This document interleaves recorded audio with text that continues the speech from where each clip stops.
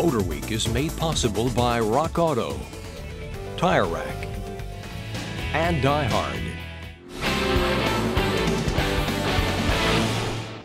It's probably safe to say that there aren't too many American neighborhoods where you won't find a Honda Pilot shuttling kids from one place to another. In just 2 generations, the Pilot has become a big seller among 3-row crossovers. And now it's time for a new 3rd-generation Pilot with both more style and more substance, ready to take on suburbia.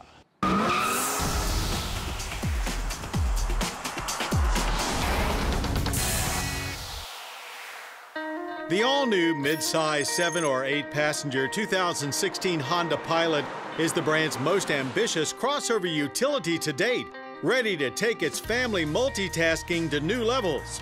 When the outgoing Pilot arrived for 2009, we, as did many others, gave Honda grief over its old-school boxy shape. And perhaps, looking back, it was a little unfair. As now that the Pilot has a more modern and rounded shape, it looks like every other crossover, losing most of its distinctiveness. All the necessary elements are here for a contemporary design. 20-inch wheels, a first for Honda, LED head and tail lights, and of course LED runners, though they mostly blend in and don't stand out like most rivals. Wheelbase is longer by almost 2 inches, length grows by 3, and visibility has been improved all around. A glass panoramic roof is available, another first for the brand, but instead of a single panel like many others, it's still 2 separate glass panels. This design, Honda says, allows the DVD screen in an optimal ceiling mount viewing position while also retaining roof cross-bracing for better rollover protection. And being a family hauler, above-average occupant protection is a huge selling point.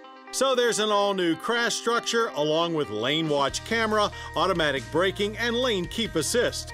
All are available on mid-trim EX, though oddly, blind spot monitoring coupled with rear cross-traffic alert comes only with the new top drawer Elite.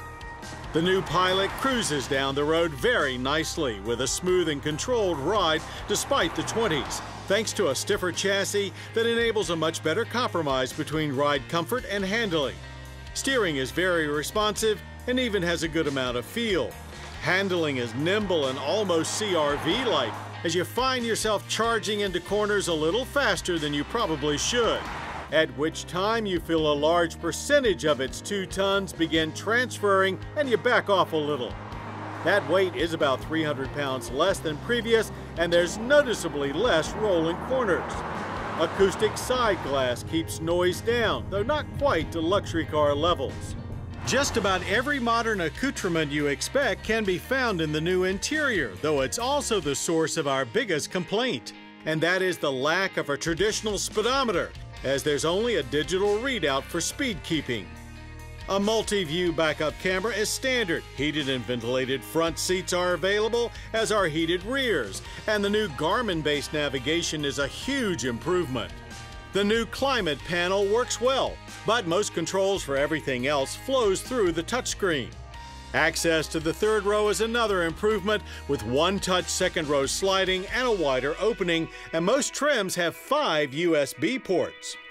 Even base Pilots are 8-passenger with a 2nd row bench seat, but most significant is the 7-passenger walk-through version with 2nd row captain's chairs for the first time, again with top-level Elite trim.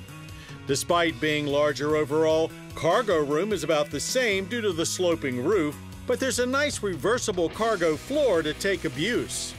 The same variable cylinder management 3.5-liter V6 provides power, though like Honda's 4 cylinders, it's now direct injected and therefore gets an Earth Dreams logo as well as a slight boost in muscle. Totals are now 280 horsepower and 262 pound-feet. A 6-speed automatic transmission is standard, but Touring and Elite trims add a new 9-speed transmission. It is the smoothest 9-speed we've tried yet. Unfortunately, it comes with the same non-intuitive push-button shifter that we dislike so much in recent Acuras. Auto stop-start comes with a 9-speed, but can be easily switched off. Traditionally very capable off-road, the Pilot gets a new all-wheel drive system. And while you can no longer manually lock anything, electronically controlled driving modes do the work for you.